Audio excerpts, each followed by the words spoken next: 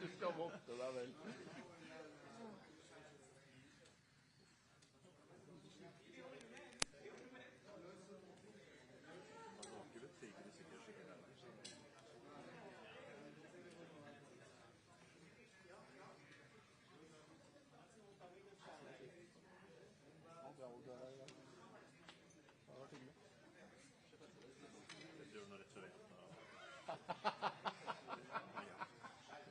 Jeg glemmer alt sammen. Jævla det. For det det farligste du hører hver dag. Jeg tipper det flere som dør på da må du huske deg på jobben. Sånn sykemelde deg frem til det.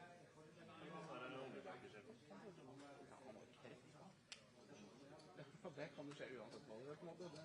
Tenker du sånn at du kommer ikke helt til det? Han tenker buskes, ja. Han sånn som tror jo. Og da spurte du deg, så det er vel ikke så. Skal se frem også. Det er egentlig noe. Han så spadig, det overlever ikke det.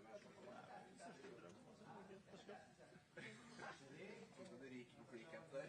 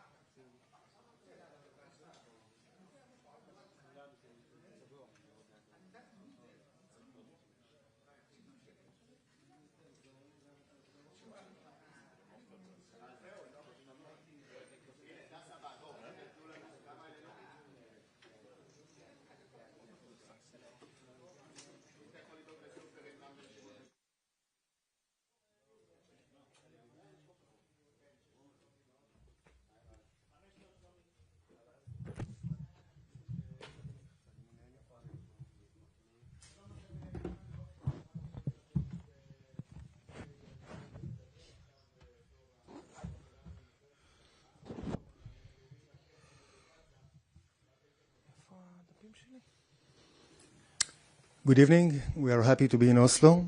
We will start the press conference with questions from the local media. So please, with your permission, we will start with the captain so he can prepare to the match, to the practice, sorry.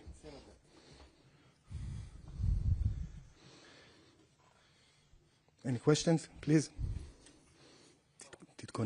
There were some reports after the game against Italy that you felt that they were disrespectful towards you in the game. I think you were quoted something like that. How did they insult you? In what way do they compare to the Norwegian national team and how they acted in the game in Hungary?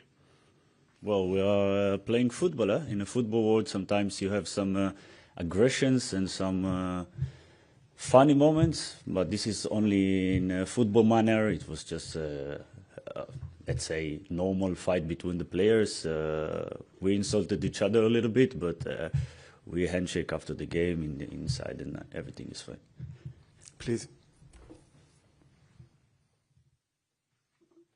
You arrived here yesterday. How was your travel to Norway and your arrival here in Oslo been?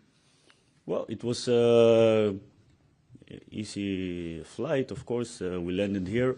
You have a great country, I have to say, very beautiful. We were welcomed by the local authorities in the hotel. The staff are very nice to us, so we are very happy. And thanks for you, for all the guys around. We feel safe and we feel comfortable here. There are a lot of security around here, a lot more than usual. How is this compared to other travels you have, and how do you experience this? More than usual for who? For us. Oh, for you, yeah, okay. Yeah, for us, that's quite normal. Of course, it should not be normal, never, in my opinion. It's a football event. Football event should be funny. Everyone has to enjoy, of course. Sometimes we need more security, of course, but you do it in a great way. As I said before, we thank the authorities for that. As for now, we feel great. Hopefully, we will feel great also after the game. Please. Nick Ames from The Guardian in London. Thank you for taking our questions. I know there's been a lot of talk over the last couple of years about whether UEFA would allow Israel to compete internationally in future. So I know you're used to all of this. But in the last couple of weeks, there was a lot more talk about maybe there'll be a vote to ban you and that kind of thing. Obviously, that hasn't happened. And we're all sat here today and you've got games going on going forwards. But as those noises got louder, did that get into your minds a bit? Were you talking about it as players? Were you communicating with each other, wondering what was happening? Does it distract you at all? Of course, nowadays you cannot ignore things that go in above your head. But if I speak only about myself, so I had no doubt about it that it would not happen. Football should not involve politics. Never, never. It doesn't matter if it's Israel or another country, of course. Football need to use the power it has to unite people, yeah. And once a country is banned from football, I think it's a big mistake. I'm happy that UEFA took the right decision for UEFA and FIFA. I expected this decision, let's say, and this is the past, and we move on from that. Thank you. Please.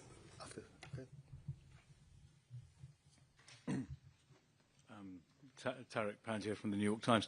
Just in terms of the FIFA decision, that's still not been taken, and I think Lisa Klaveness, the Norwegian FA president, has spoken about this this has been under analysis for 2 years, and it's not related exactly to what's happening there. It's related to these teams that are playing in the in some, I don't know what language, in what description you have for it. Some people would have occupied territories. Yes. These teams. Yeah. Do you think these teams should be sort of not playing in the Israeli league because FIFA recognises a Palestinian football team and a Palestinian FA? And I guess if that does happen, the issue of Israel's expulsion kind of is off the table. So do you think these teams should not be playing in your domestic competition? Well, as I said, we are in football. You have to be really careful when you are speaking politics, yeah. And now I'm feeling like I'm here as a politician from the Israeli government or something. Tomorrow we play a game against Norway. Yeah? Maybe we should speak a little bit about football. I will be glad about it if you can. That's a really good point you make here. You are in a sense a representative of Israel in the current situation. Is it frustrating? It's clearly frustrating to you, but do you accept why people ask these questions? Maybe. No, I can understand why. It's you are from the media. In the media, you always look for the yellow juicy stuff, yeah, to speak about. Of course, it's normal, but I'm also a football player, my friend. So we have to speak about football, and it will never be. I will never be frustrated to speak about my country. Yeah, let's make that clear. I'm happy to represent my country. It's a big blessing and a big opportunity for me to sometimes get the opportunity to sit here and defend my people. But we should also put some limits. And I think the last time we played against each other, we had a little bit of intensive interview, or let's say press conference. I can say that with some part of you I spoke later, and we said, okay, there is no problem. We were like fighting a little bit for nothing, yeah? So for this press conference, I would like to speak more about football, and only about football. Of course, I gave some attention to those questions, but it's time to speak about maybe about the game. How's it going to go tomorrow night then? Yeah, you have. What is your expectation for tomorrow? My expectation. Yeah, because it looks like you expect anything, what's going on off the pitch, not on the pitch. Does it fuel you though? I mean, you need these points. You really need these points. Yeah, we really need these points. But we have a tough opponent tomorrow. Yeah, Norway are doing great. They have a golden generation, in my opinion. Of course, they are on the top of the group for a reason. Great players, great team, great results. We are here to give a good fight compared to the last game. It will be tough for us, but we expect to win, and we want the points if we want to do something in this group. Sorry. I promised him, okay? And then you, please. Yes. What kind of plans do you have tomorrow, and who are the favorites, in your opinion? Coach, am I allowed to speak about plans? Free and whatever you feel. Yeah, we know that we can expect tomorrow. I think our most difficult game in this group, of course, Norway away. In the performance they are showing the last games, we have to be strong and ready for 90 plus minutes, of course, to defend, because attacking players you have, it's unbelievable good. Yeah, they are unbelievable good. Of course, you have some advantages, but that we have to close the gaps and hope for a good result tomorrow. Martin Ødegaard, the captain, is not playing tomorrow. Will that weaken Norway, you think? Well, this guy is amazing. Of course, he's really important for you. But when you see the guys who can change, replace him, the level is there. The level is there and really high. So yeah, we are a little bit jealous of your bench and options around across Euro players that you have in the top levels. But yeah, of course, Martin is a great player, and we are a little bit happy that he's not playing, I would say. And my last question: how was it to meet Erling Haaland in March? Yeah, well, I think he's the best striker in the world. Headache for every defender. We have to be really careful tomorrow and try to do our best. Of course, he's a top level player, and as I said, we have to be in our best shape, and we need a little bit of luck also to stop him. Last one for the captain, and then our guys from Israel, please. Yeah, the Norwegian football president Lise Klaveness stated in a podcast interview that she thinks because Russia is out, Israel should also be suspended. Has that affected the players and the motivation you have before the match? No. Why? Why, yes. You tell me. I find my own motivation, and our team is finding motivation in different places, not in those kind of, let's say, external motivation that you are looking for. We are different a little bit. And the peace agreement, does that affect the game at all and the players' mindset before the game? Well, it gives us kind of a relief, of course. See our hostages coming back home is the thing that we were waiting for 2 years, and the thing that we were fighting for. So, of course, it's a huge excitement for the whole country, I have to say, and so many people around the world that care about those hostages. I don't know, do you care about them? Yeah, okay, I'm happy to hear. Yeah, so it helps us a lot. I think since October 7th, we haven't attended even one game with a good feeling of hope that something will happen. And now once they are on their way back home, we are really happy, and we would like to give them a nice present when they come back. Thank you. מוטי, בבקשה. קודם כל אני רוצה להודות לך, אתה מדבר בצורה הכי טובה שיכולה להיות גם מצידנו התקשורת ומעמיד אותם במקום. 2 שאלות ברשותך, קפטן. הדבר הראשון זה, אתה שם לב, התקשורת שלהם קצת מלבה את העניינים, האם זה מרגיז אותך? והדבר השני לגבי איך עוצרים, הוא הזכיר שאודוגור לא כאן, אבל כמו שאמרת, יש להם שחקנים על הספסל או בהרכב שיבואו ויתנו פה שואו, מן הסתם מבחינתם, איך עוצרים? כן, כמו שאמרתי, יש להם תחליפים ראויים.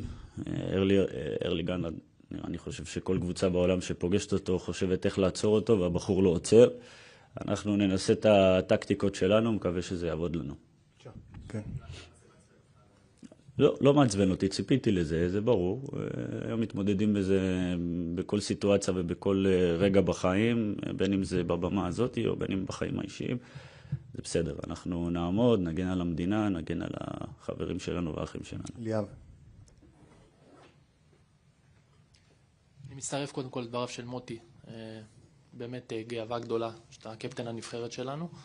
אני רוצה לשאול 2 שאלות ברשותך. אחת,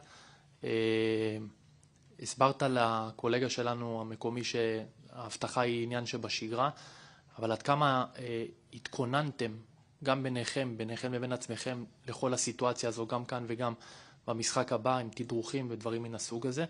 והשאלה המקצועית, אם יש אמונה, וזה הדבר הכי חשוב, שאפשר לבוא מחר ולעשות כאן משהו, כי הנורווגים יש להם מטרה אחרת לגמרי, לעלות למונדיאל, הם רוצים לעשות את זה אחרי 28 שנים. התכוננו כמובן, יש לנו אנשי ביטחון מהטובים בעולם שתדרכו אותנו ונתנו לנו את השקט להתרכז במגרש, אנחנו כבר מורגלים לזה לצערי. לגבי מחר, כמו שאתה אומר, נבחרת פשוט מצוינת, כמובן גם רואים את זה בטבלה, אנחנו נצטרך מחר להגיע מאוד מוכנים ומרוכזים, כי תהיה פה חגיגת כדורגל מצידם, הם רוצים לעלות כמובן למונדיאל אחרי הרבה מאוד שנים. אנחנו רוצים לבוא לקחת נקודות פה, אבל עם קו דק בין צניעות לבין רצון אמיתי לקחת נקודות, ולדעת לנהל את זה לאורך כל המשחק מחר. עמית. מצטרף לדברים של עמיתי פה, גאווה אדירה באמת לשמוע אותך אלי. אנחנו מתמודדים מול שניים מהחלוצים המובילים ביבשת, בטח ביחד, קומבינציית גובה שאין נבחרות, אין תשובה לכמעט אף נבחרת בעולם. אז בוא תנסה, ככה, השאלה אחת תתמקד באיך עוצרים אותם, והשאלה השנייה, מה הרושם שלך מהכושר שאוסקר ומנור מגיעים לנבחרת? קודם כל אנחנו נצטרך כמה שפחות לתת להם את המקומות שנוח להם ואת היתרונות שיש להם, שזה בפיזיות ובגובה כמובן, שזה פעם ראשונה אפשר גם לשבת ולהגיד שזה לא רק נגדנו, יש להם את היתרון הזה באופן אינדיבידואלי מול כל שחקן הגנה בעולם. לנסות להימנע מהמאבקים האלה ולנסות לדחוק אותם למקומות שפחות נוחים להם, שזה עבדנו עם הצוות המקצועי, ישבנו וניתחנו. לגבי האוסקר כמובן מגיע בכושר פנטסטי, מתחיל להיכנס לקצב באייקס. מנור זה מנור, מנור אני מכיר אותו כל כך הרבה שנים, בין הוא חזר בפציעה, הוא היה בכושר, הוא תמיד מגיע לנבחרת והוא ברמה מאוד גבוהה, ואנחנו נצטרך את שני הילדים האלה מחר בשיאם כדי לעזור לנו להשיג את המטרה. טוב, אורי אחרון, כי אני רוצה לשחרר אותו לאימון. בבקשה. אלי, גם כמובן מרגש מאוד לשמוע אותך מדבר. קצת על הקטע המקצועי של הקמפיין הזה. מצד אחד אנחנו מרגישים אחרי הרבה שנים שלנבחרת יש אופי, שיש איזה ויז'ן כללי גדול, גם שמעתי את רן מדבר על זה בהזדמנות אחרת, אבל נראה שקשה מאוד להחזיק יתרון, או קשה מאוד להחזיק איזה רגע של התעלות. מה אתם יכולים לעשות מחר אם במקרה, לא יודע, יכולים להיות כל מיני סנריואים, שפתאום נשיג איזה גול, או פתאום הם לא יכבשו עד דקה 60, לא היו את הכדורים של אודגור, הם ייכנסו ללחץ, הקהל ילחיץ אותם, ופתאום אנחנו נהיה במומנט הזה. איך מחר אתם באים ועושים שונה ממה שעבד מול איטליה, שכל פעם אמרנו, הנה, עכשיו זה, ואופ, הסתיים 5-4 להם. אגב, אפרופו מה שאתה אומר, לא שיכול להיות שיהיו סנריום, יהיו המון סנריום מחר במשחק, טובים יותר, טובים פחות, וזו שאלת השאלות, זה הדרך והתהליך שהתחלנו בתחילת הדרך שרן הגיע, וכל פעם אנחנו עובדים לשפר ולהתקדם עוד צעד ועוד צעד. משחקים כמו המשחק מול איטליה, אני לא רוצה לבוא ובסוף הפסדנו, כן? אז אני שונא להפסיד, וברגע שהפסדתי, אבל עדיין צריך לבוא ולהסתכל על התהליך הנכון שקורה. היו ויש המון דברים לעבוד עליהם, ואנחנו כל פעם רוצים לעשות התקדמות, ומחר יש לנו חתיכת הזדמנות לנסות ולהראות שאנחנו באמת מתקדמים ובאמת בכיוון הנכון, אבל אנחנו גם צריכים לעשות את זה בדמות נקודות, וזה דבר הכי חשוב בסוף. Thank you very much. תודה רבה. שהוא יגיע לאן שהוא צריך רק לחדר, תראו לנו. You have the opportunity here, the coach.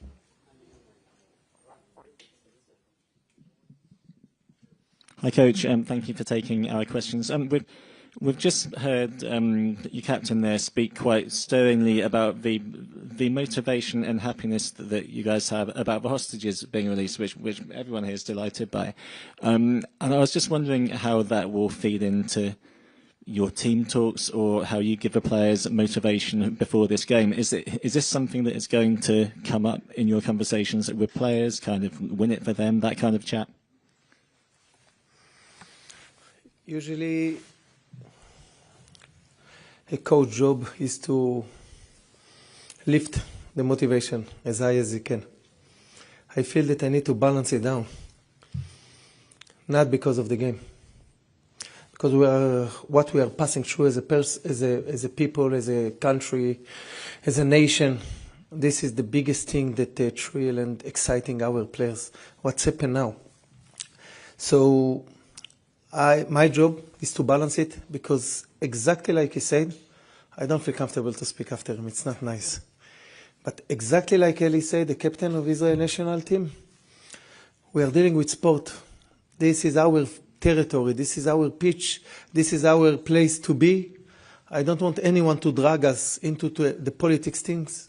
We try to stay as focused as we can on the sportive side, but we know who is standing in front of us and behind us. We know we play for our people. We play to make a little bit joy, a little bit good moments. The most important thing, it's to heal as a country, as you know, as a bleeding nation. It's to heal our people. Whatever we can do, it's our biggest privilege as a sportsman. Anyone else? Please. I choose you, by the way.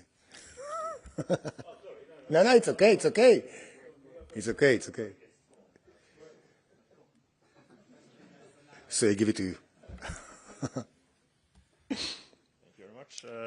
Your captain used the word golden generation about Norway. How do you analyze the Norwegian team? I feel a little bit less comfortable to give you compliments, because you are my opponent. I know exactly about Norway, especially after a long time, since 1988. You participate in the World Cup.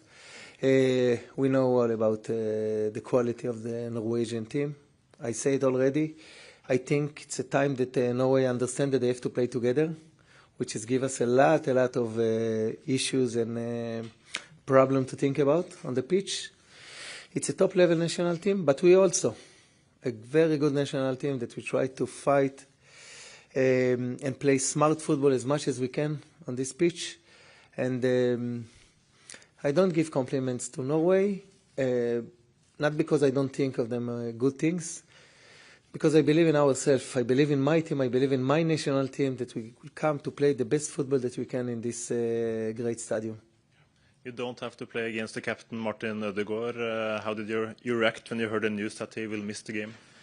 First of all, also in the first game, he was a perfect gentleman. We have a very good relationship with him. I don't see any problem with anyone, not from the staff, how they talk about the things, not with the players. So in a sportive level, as much as you are speaking about the lack of Ødegaard, we have also players that are missing in this game. We don't speak about our side. I don't speak about your side. The best player will be on the pitch tomorrow. It's a game between national teams. Injured is part of the game. Yeah, thanks. This is obviously a home game for Norway tomorrow. They're hoping for which we're going to see quite a good atmosphere from their supporters. What's it like been for you guys? Your home games are played in Hungary or wherever. You don't have that same level of support that your opponents have in these games. How do you prepare for that? And has it been a disadvantage somehow? You cannot prepare to anything in your life. Things are happening. You have to react the best you can. Once it's happened to us to play the home games in Hungary, we try to make our best. We cannot speak about suffering or complicity or any problems, because I think the people that should speak about it, they are back in our country. So we are facing everything, I think, bravely. I will tell you one thing. Since I become a national coach, we didn't play one time in Israel, home game. This is my biggest ambition. This is why I want to become a national coach. I hope now, after our 48 hostages, men and women, and our hero soldiers will come back to our country, and there will be peace time. We will come back to play in Israel. And in the next draw in UEFA, that countries will come to play in Israel, maybe even Norway, to host you. towards the Norwegian side, we are looking forward to come to play for our people. This is my biggest wish, and this, if you ask something that close to a dreams I have, this is one of them. בבקשה. No, Israeli, because we have practice in 5 minutes. כן, מוטי, שאלה? בבקשה.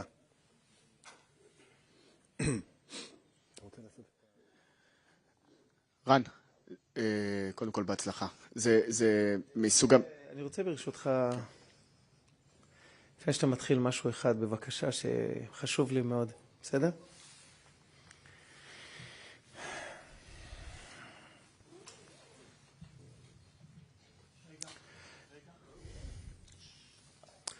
ויש תקווה לאחריתך, נאום אדוני, ושבו בנים ובנות לגבולם, שהחיינו וקיימנו והגיענו לזמן הזה. תודה רבה על הדברים האלה, זה בטח היה חשוב במדינה כמו זו. ברשותך, כדורגל, אנחנו מגיעים למשחק שמן הסתם אנחנו לא פייבוריטים בו, עם נבחרת הכי טובה בבית, ואמרת את זה מההתחלה עוד לפני שהם ניצחו את איטליה. איך עוצרים אותם, רן? איך עוצרים את השחקנים האלה, בטח אחרי שספגנו 5 שערים מאיטליה? אני חושב שיש שני דברים מרכזיים ברצון לעצור את נבחרת נורווגיה. אחד זה לחשוב איך עוצרים אותם, השני איך אנחנו מייצרים שהם ייצרו אותנו. אני לא חושב שהייתה פה נבחרת שעמדה והתגוננה 90 דקות והצליחה להוציא משהו מהנבחרת הזו. אני גם לא חושב שיש נבחרת שתקפה כל ה-90 דקות ולחצה כל ה-90 דקות וניצחה את נורווגיה בבית. צריך למצוא את האיזון במשחק שלנו, צריך לבוא עם רעיונות התקפיים משלנו, שגם לנורווגים יהיה מורכב לעצור אותנו. אני חושב שדבר אחד הנבחרת הזו מוכיחה בכל פעם שהיא עולה על הדשא, שכמו שהיא שתלה את האמונה באנשים, אנשים קלטו את האמונה שהיא פנימית אמיתית מאיתנו, היא יוצאת מאיתנו בצורה אמיתית. אנחנו רוצים להמשיך את הקו הזה, אנחנו רוצים נבחרת שהעם שלנו יהיה גאה בה, זה חשוב מאוד מאוד, אני יודע מה זה נקודות, אני יודע מה זה לנצח, אני רוצה לנצח לא פחות מאף אחד אחר, אבל אני רוצה גם את תחושת הגאווה מנבחרת ישראל. בכל מקום בעולם, בכל אצטדיון, בכל מגרש, בטח מול נבחרת מדהימה כמו נבחרת נורווגיה, אחת הנבחרות הטובות בעולם היום. ליאב. רן, קודם כל בהצלחה מחר. לא הגעת במסיבות עיתונאים קודמות עם הדיסקית והסיכה. עד כמה זה היה היום, דווקא היום, משמעותי יותר, שאתם בין שני משחקים שבתווך אמורים בעזרת השם לחזור כל חטופינו הביתה. האם זה הופך את המשימות האלה, אולי אפילו, אני לא אגיד לי יותר חשובות, כי זה תמיד חשוב, אני אגיד לי יותר מיוחדות.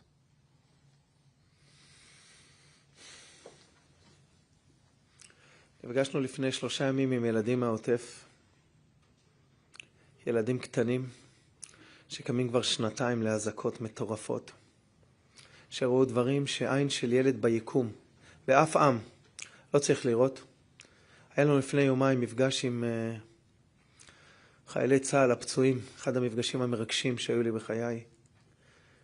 השחקנים האלה, אנחנו הצוות, כל מי שמסביבנו בנבחרת, יושב ראש ההתאחדות, חיים יום יום את מה שהעם הזה עובר. זו הנבחרת שאנחנו רוצים ליצור, שהיא יוצאת מתוך העם שלה, שמרגישה את כל הרגישויות. אז זה יום